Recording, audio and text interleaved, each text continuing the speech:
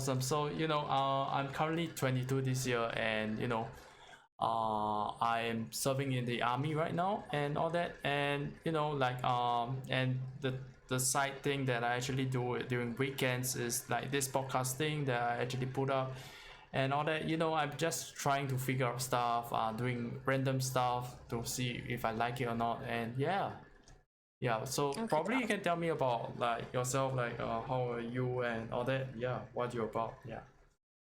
okay. So I'm 23 years old. I'll be 24 in the summer this Right. year. Right. I'm an educator for the Department of Education. I've been doing it permanently for 3 years so far, and I've been working with children for a very, very, very long time in Right. after school programs and community events and things like that.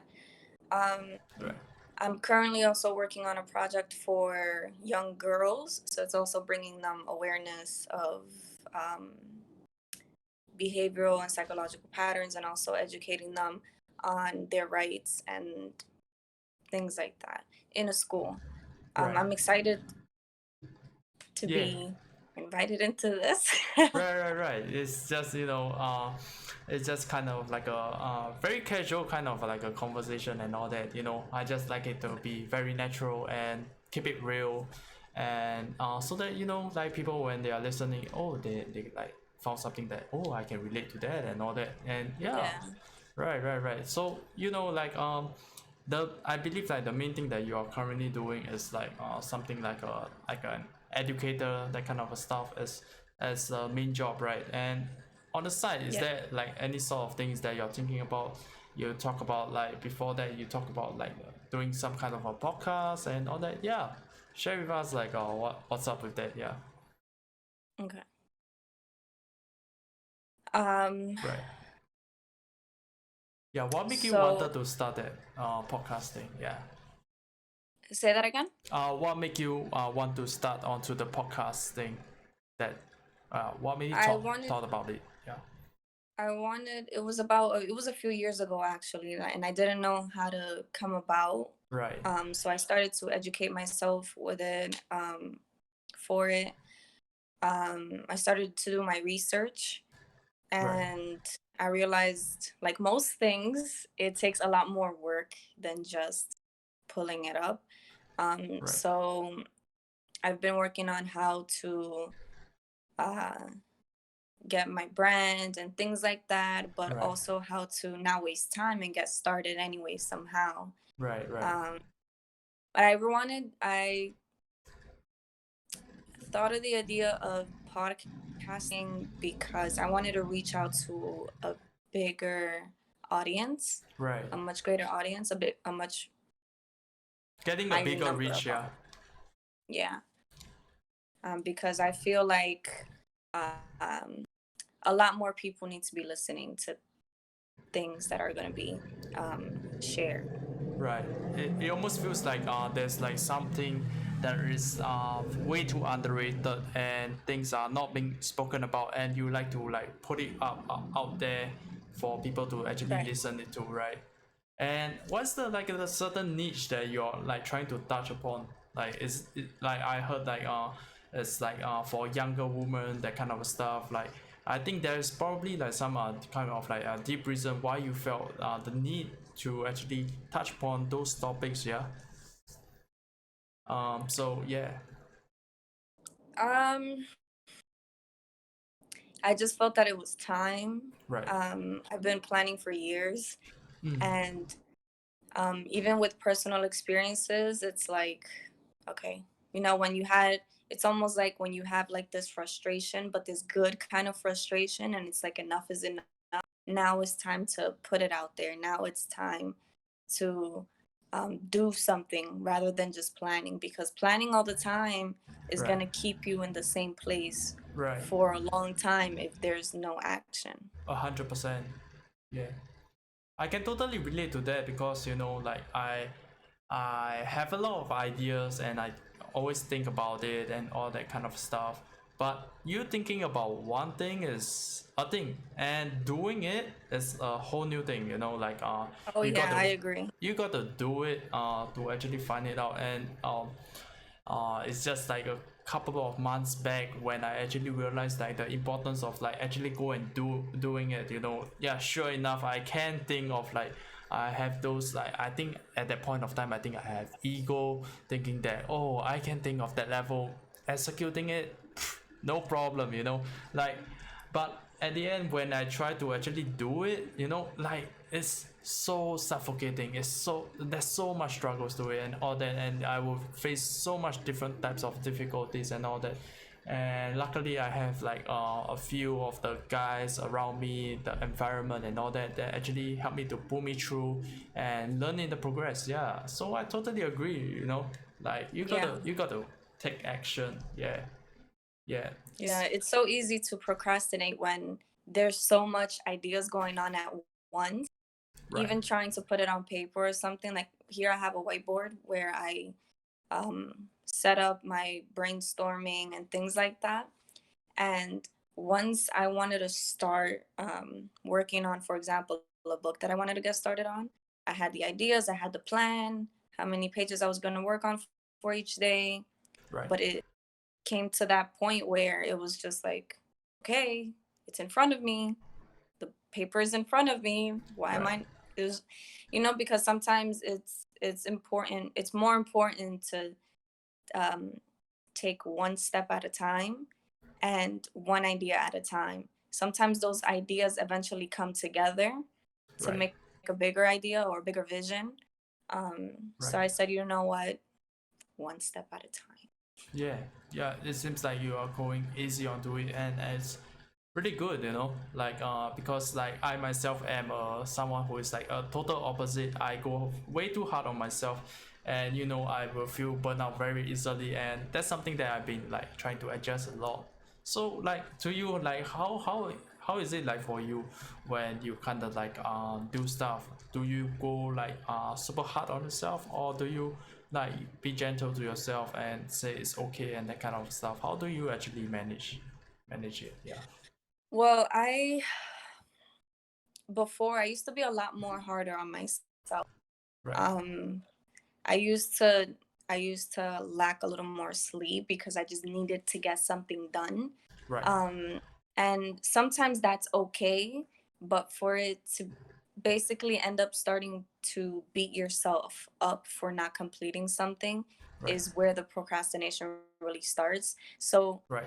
what I do now, it's been like a few months now where I started, reaffirming to myself, it's okay. I would put little reminders on my whiteboard, or stickers or little tools on my phone to remind myself it's okay to make a mistake. It's okay to um, backtrack, and I'm gonna say Right. that in quotation, backtrack, because sometimes what seems like something is holding you back is actually an opportunity for you to find another way that would probably work out 10 times better Right. to complete the vision or whatever it is that I'm trying to get done. So I kind of remind myself that it's okay. I take a breather, um, Right. because sometimes that's all that's necessary to kind of like make the vision really come true eventually. Right, definitely. I totally like that. You talk about like having a breathing space, that kind of a stuff. You know, like yeah, that's something that I've been working on. Like take a step back. You know, relook at things and just not beat myself up way too much. You know, so that's something that I've been looking at. Yeah. So like you actually talk about like you trying to bring up like things that is like pretty much like talk about like for helping out the younger girls and all that. It feels like you're bringing something that is not being talked about to the world itself.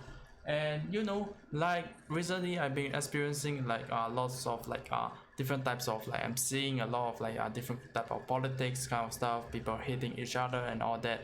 So is that something like a reason that why you actually started this whole thing, that you want to bring out this whole awareness thing about this younger woman, that kind of stuff? Yeah.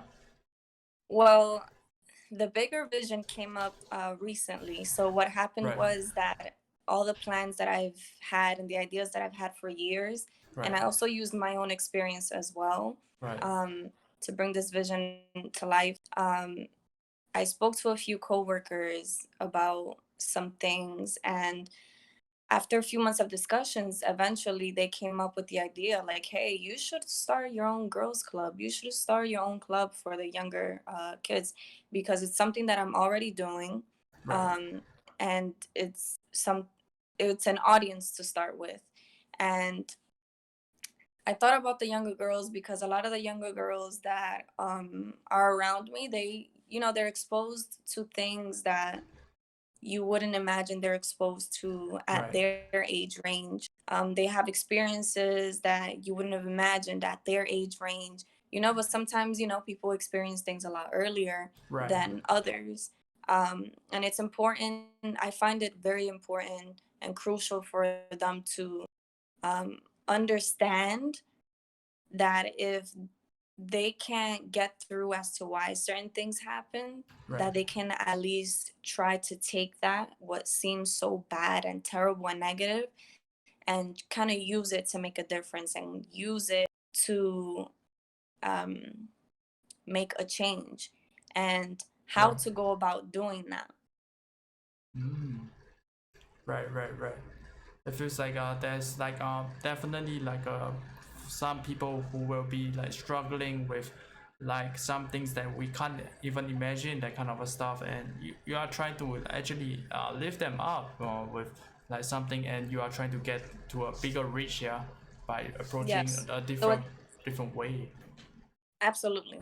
Right. What's exciting for me is that it'll start as a girls club, Right. but eventually I want to get the boys in. Oh, that's cool. Yeah. Yes, because we also have a lot of boys who, they have rough backgrounds. Right. Um, they come from, I'm gonna just keep it there, rough backgrounds for now until Right. then. Cool, cool, cool. It just feels like you have like lots of like empathy for people that is like experiencing those. So yeah, like big respect for you, you know. And yeah, like so the big thing right now that you're doing right now is that the club that you're doing right now, yeah?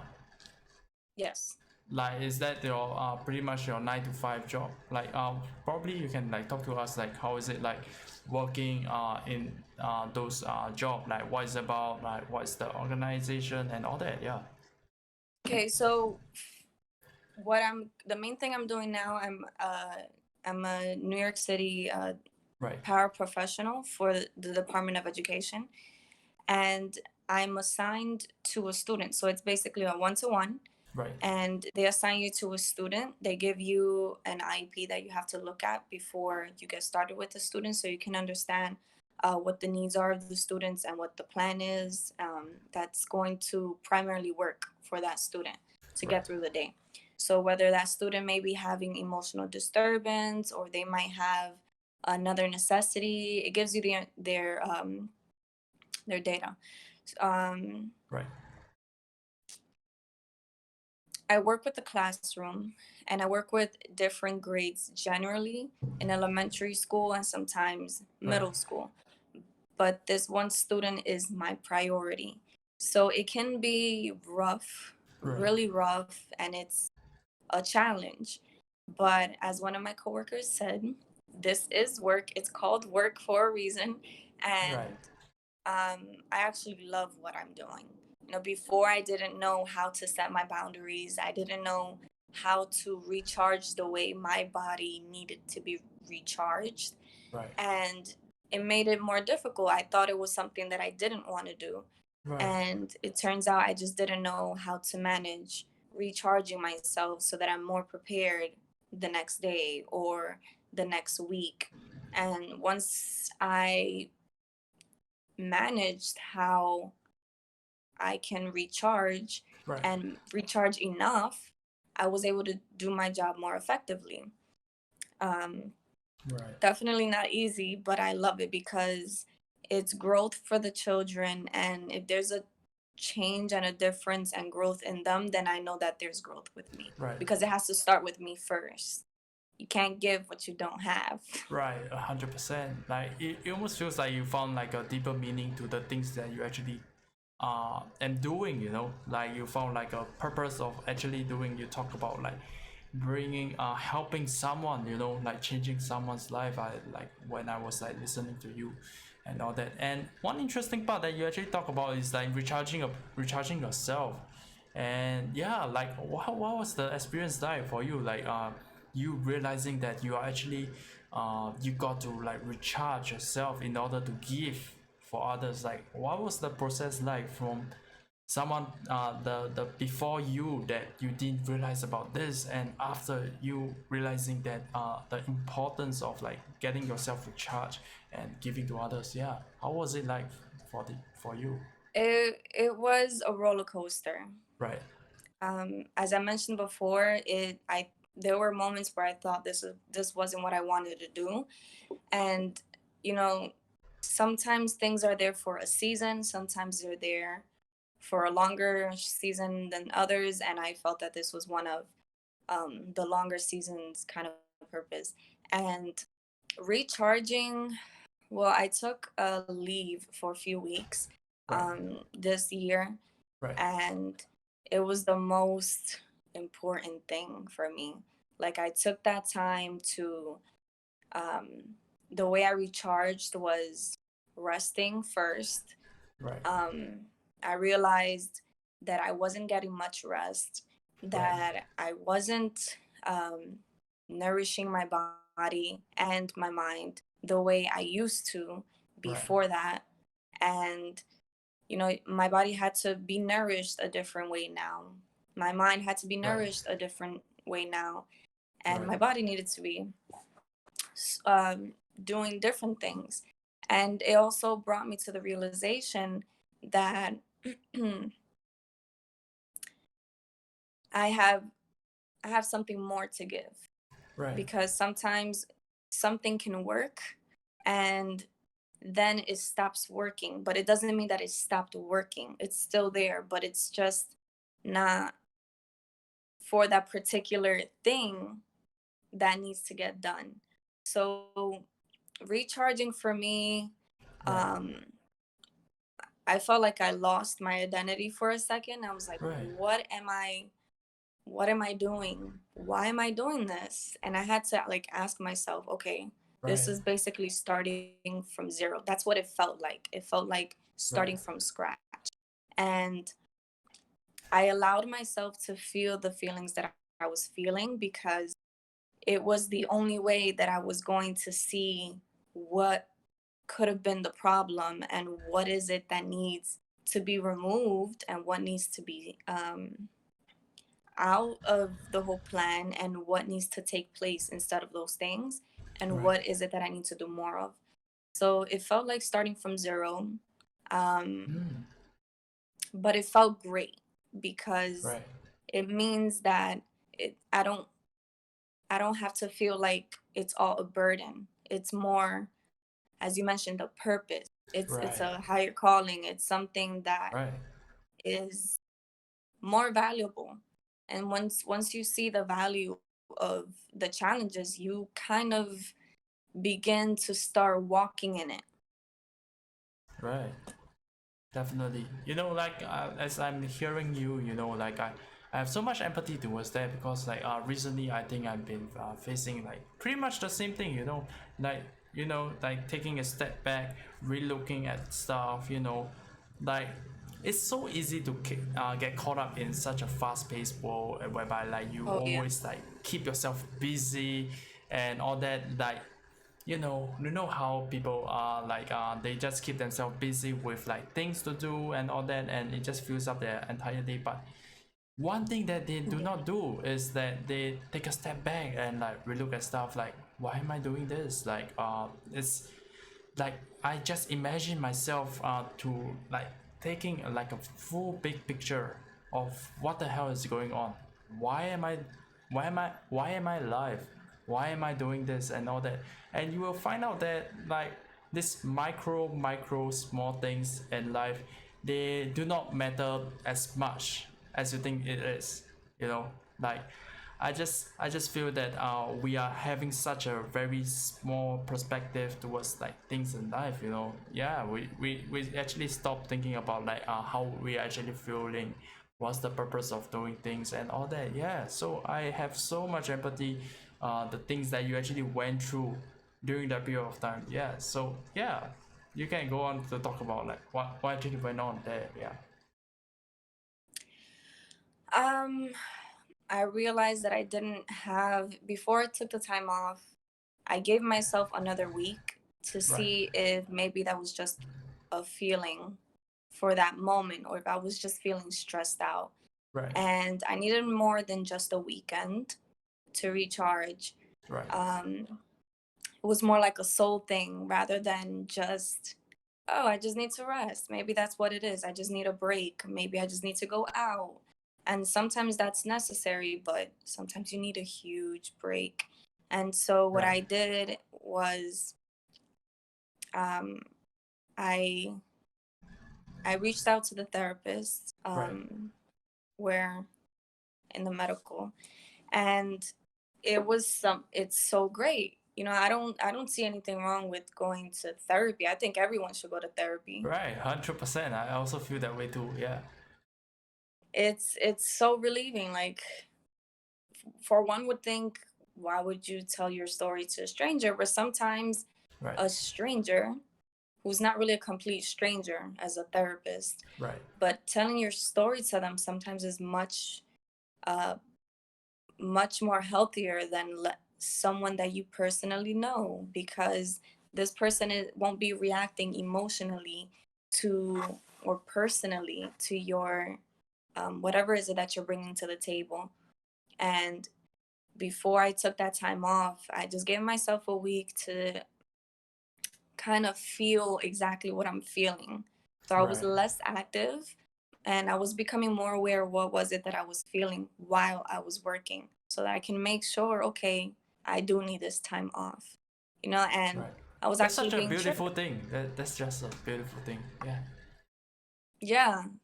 And I was able to relate to a lot of the students. A lot of them went through, or have gone through certain traumas, and they don't know what is it that they're feeling. Right. So I needed to take some time off so I can, heal the things that I needed healing with from childhood. And once I was able to do that, Right. then I can help them do the same thing. Because in reality, as an adult, it can be a little tougher because it's something from the past. But once you start your own healing process, you're able to help the kids that don't even understand what is it that they're feeling. Right. Definitely, like it's just such a beautiful thing to do. It's like you talk about like the healing kind of a thing and all that, and at the same time, before that you actually talk about like it just feels like this type of like taking the L, taking the loss, that to admit that you are like getting into this like sad place, you're going from ground zero, that kind of stuff. It's like not Yeah. being brought up for people. Is like people are just putting on the fake mask to hide behind don't know what kind of stuff in front of everyone else, because they think Right. that it is something that it will be looked down upon. It will like people will look down on this type of people and all that, and it just people are just putting themselves in such a sad place. They are not living to their truest life and all that.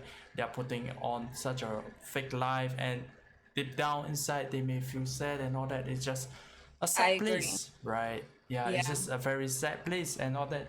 And you doing like what you thought about, like doing all those podcasting, it just all makes sense, because it will help to bring up like the awareness towards like this type of things, that is not for them to actually find a space that they can connect, that I'm not the only one who is actually facing this type of stuff, and with that Absolutely. they can learn and all that. Yeah, so yeah, is that something that you are looking towards to when you thought about like doing your podcast kind of a thing? Yeah. Yeah.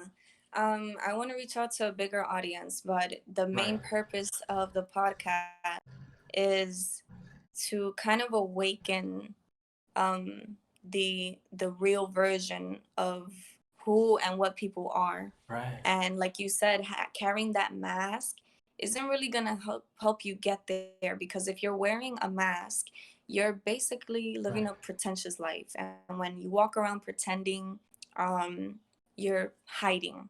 And and that's privacy and hiding are two different things.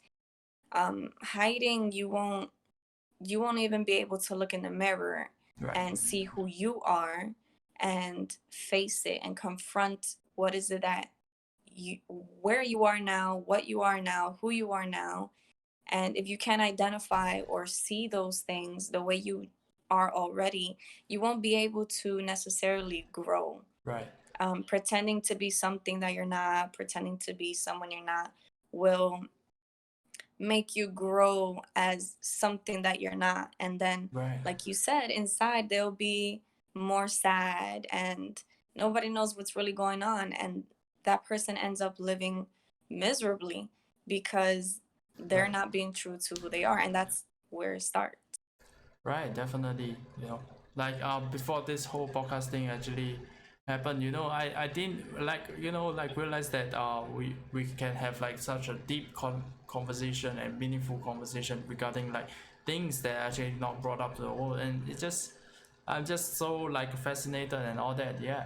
And I can feel so much empathy for you to actually feel like all these like different ways towards like these different topics in life, yeah. So yeah, like probably you can talk to us like how's it been right now, like currently your 9 to 5, and how are you like managing your time and all that, and what do you do during your free time? Yeah, talk to us like about that, yeah. Okay, so Right. right now I'm only I used to work two jobs, which was an after school program, but I let the job go because I needed more time for myself. And this Right. was before realizing that I needed the time off. I was already working one job at that. Right. Right now, I'm only currently working 8 to 3, and or 8 to 4, Right. and it's revealing to me. It's revealing. I have more time for myself. Right. I can do more with that time. Sometimes I stick around because I want to kind of like observe what's going on in the workplace with the kids and Right. how the other staff are relating to them, because I feel like that's what's going to help me um, bring the projects alive. And also, when I'll be heading back to school, and I'll be studying industrial organizational psychology. Right. And what that is basically kind of like observing and taking a look and a feel of the environment in different workplaces and companies, and seeing what works for them and what work styles is happening, and how things can be done to bring a more effective workplace. Right. Um, right now, the way I manage my time, I actually use my whiteboard that I have Right. up right now. If it gets too full, that's when I take out my planner and I put on there whatever needs to be put on there. Right. Um, I use my planner. I use my planner all the time.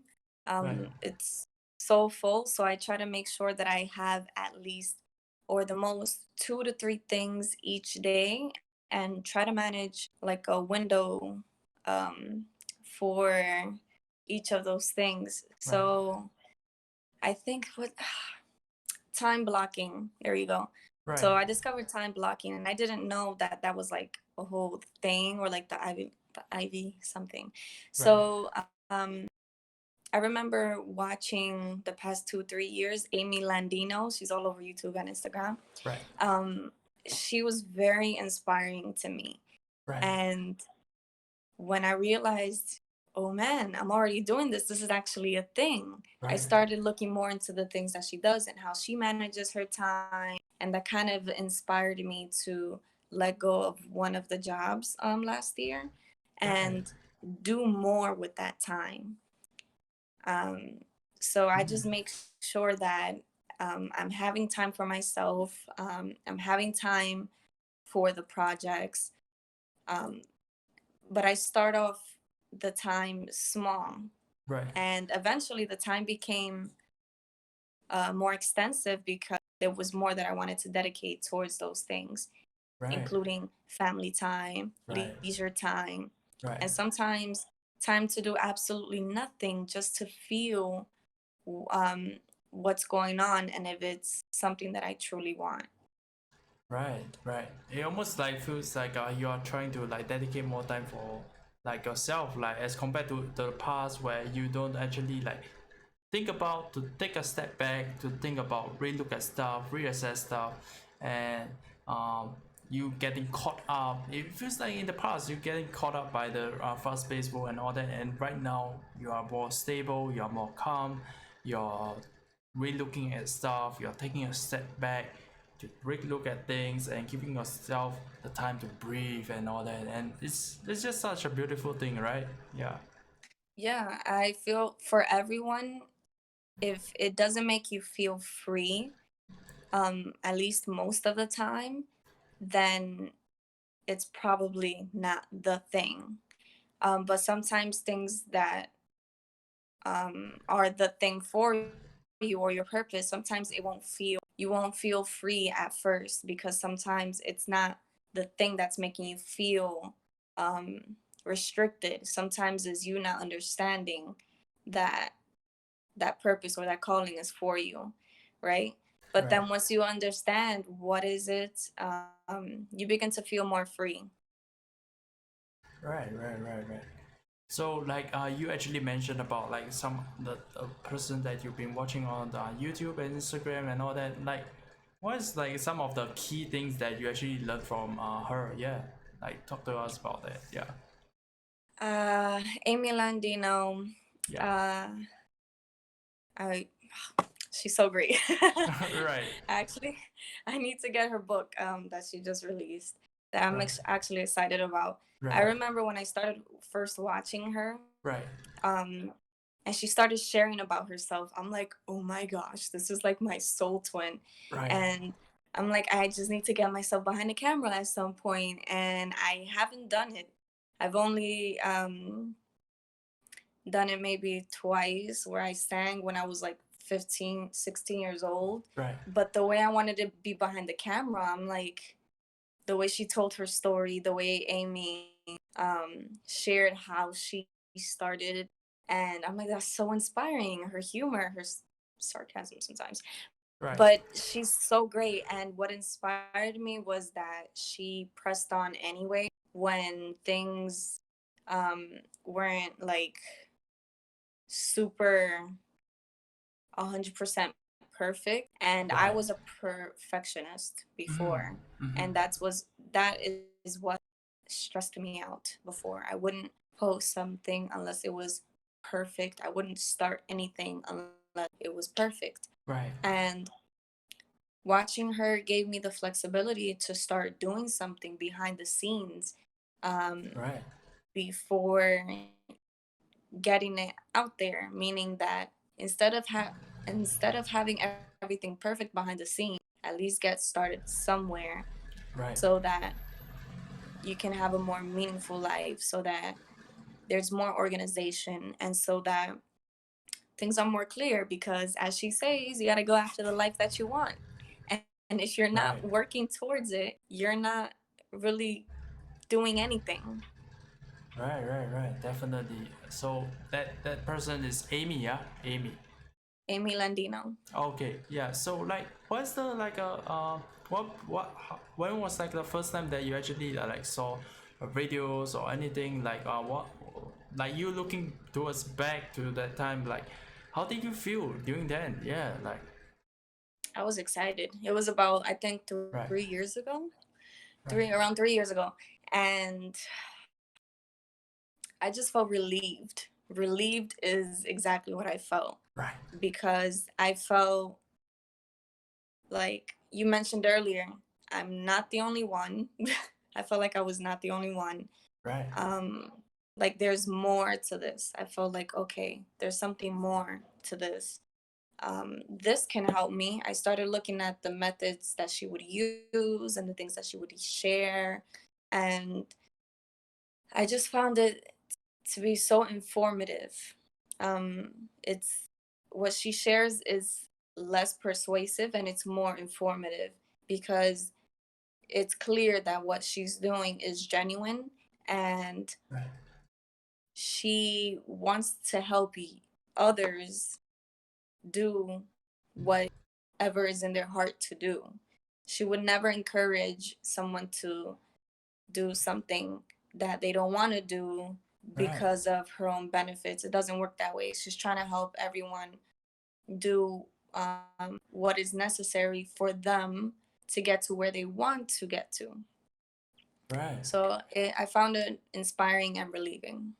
Right, that's super awesome and all that because I can totally relate when you like finally like found someone that you can have like a deep connection into and like trying to like can really you can really like empathize like and feel like what is going on and all that like how I look towards like Gary Vee stuff. I think it's pretty much the same thing as how you look towards Amy content and all that, and yeah, I can like pretty much feel that like yeah. So like moving forward, like you now and you moving forward, what is the like the next few things that you are actually looking towards to? Like you talk about like you having the planners and all that. I pretty much there must be some like goals or achievements that you're looking towards to. Like so, yeah. What's up with that? Yeah.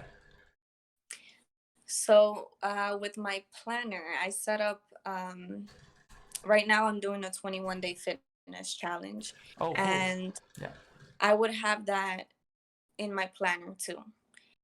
Before, I would have two separate planners, a Right. personal one and then a professional one. Right. But I decided to keep it in the same planner because I needed to see a visual of what my day looks like, or what my month looks like, or what my week looks like with everything together. Because Right. at the end of the day, it's one day with 24 hours. Right. And in that time frame, your professional, your personal, your leisure time, it's all together. And you just have to decide what Right. part of the day that's going to be in. And so seeing that kind of like it's more realistic. Right. And I put everything on there and it's freeing. I feel more organized and it's just so good. And I love Right. anything that has to do with planning, planners, notebooks, stationary things. I have it. I have a collection of journals and books. All right, that's cool. That's cool. You kind of like into the writing kind of a stuff, yeah. Yeah. So like besides like the fitness goal that you are like currently pursuing to, like is there any like other sorts of like things that you're looking towards to as well? Yeah. um, right now, Right. I'm just trying to gather, besides travel, and because I am having ideas of starting to go to conferences outside of New York. Right. Um, I was used to at least twice a year going to conferences or certain charity events in or volunteer events inside New York. And I wanted to explore a little more and get out of my comfort zone and maybe go to a conference outside of New York or something that may cost a little more, because what it Right. is me investing in myself. And once I'm able to do that, I'll be able to invest in whatever greater thing is out there for the vision, Right. Right. Right. whether it's for me or for someone else. That's super awesome and all that, yeah. And like as I'm like listening to you, like we've touched upon like the things that you're doing and what you're looking forward to and all that. Like, what was like kind of like a main job that you actually do? Like, what make you started the main job that you actually do? Like, the thing that you're doing right now as your main job. Like, what make you jump into the job that you're doing? You know? Yeah. Repeat the question one more time. Yeah, so like What? I like to like can you run us through like back then, like how where it all began before you actually started onto your main job. Yeah. So because I'm Okay. curious, like how it went through. Yeah. Okay, so all right. I turned down my dream school after Right. high school Right. for financial reasons. Right.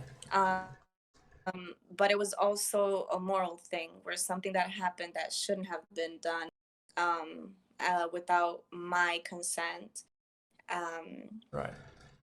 or generally. So I turned it down. I haven't lost hope in the school because, sometimes schools have different locations and it could be Mm. just not the school, it could have been that individual.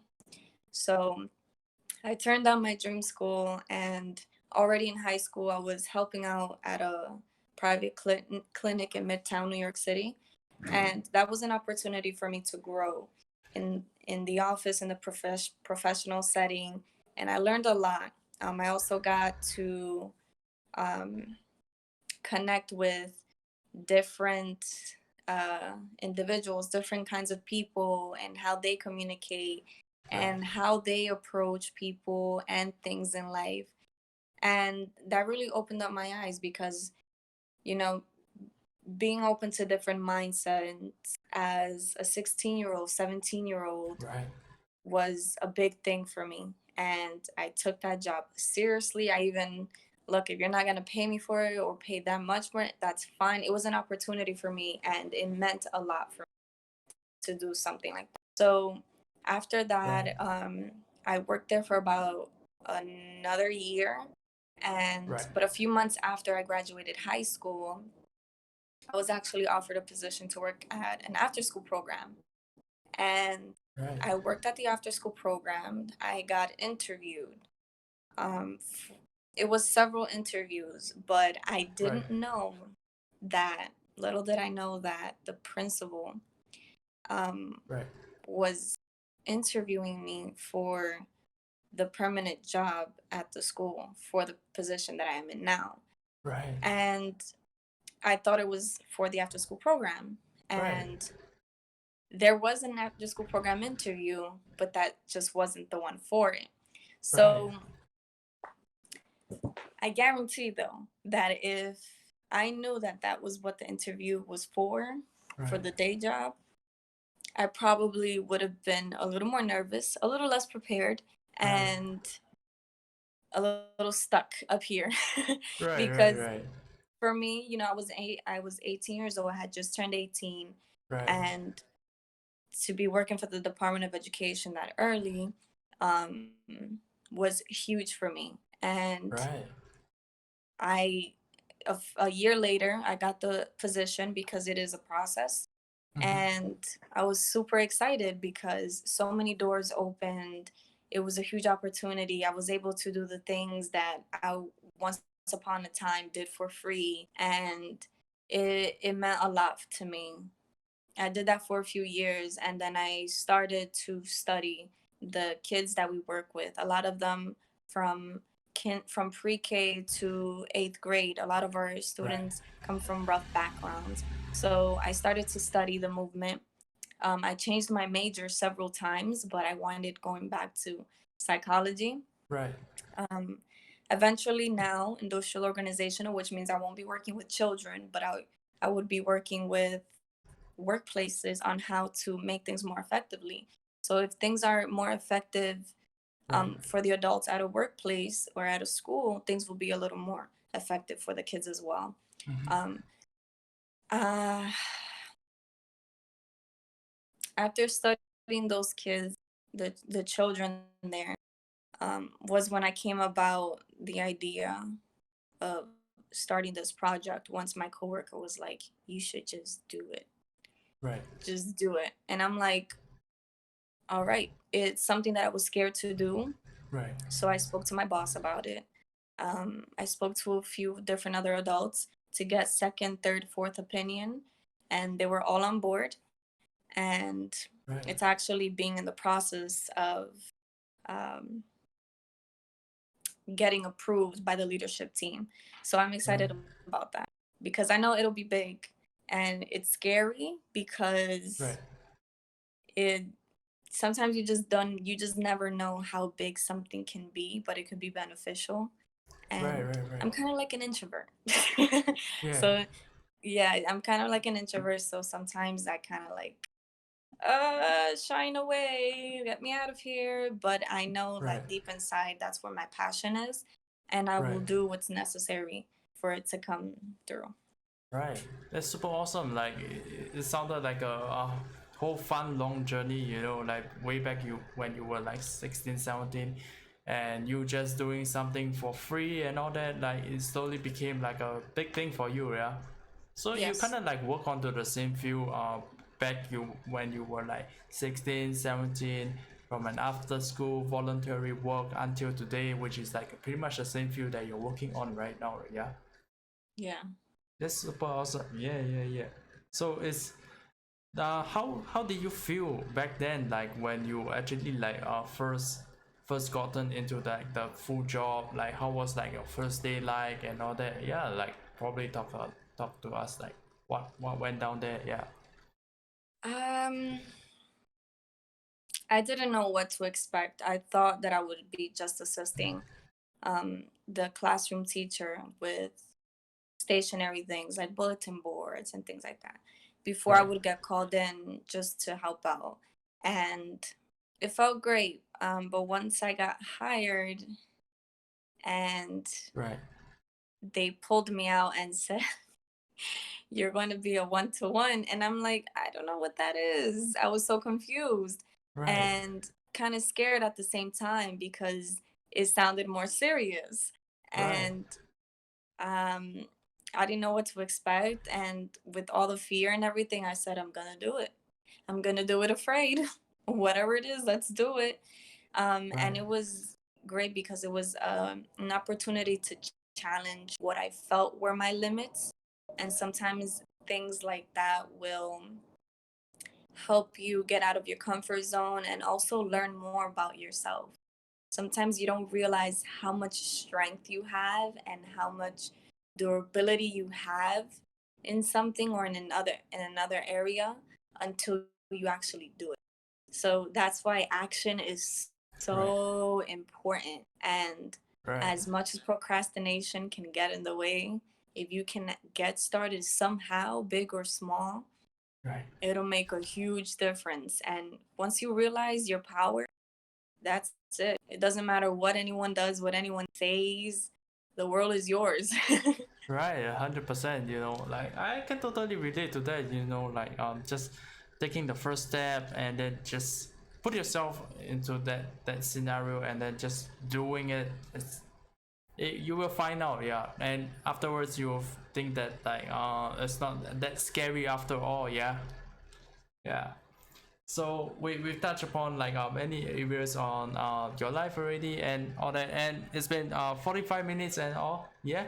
So super grateful Great. to have you on as part of the guest today and all. Like before anything else, before we end off like this podcast, is there any like last few things that any hot takes that you like to share or anything like that, yeah, that we have not touched upon, yeah. Uh,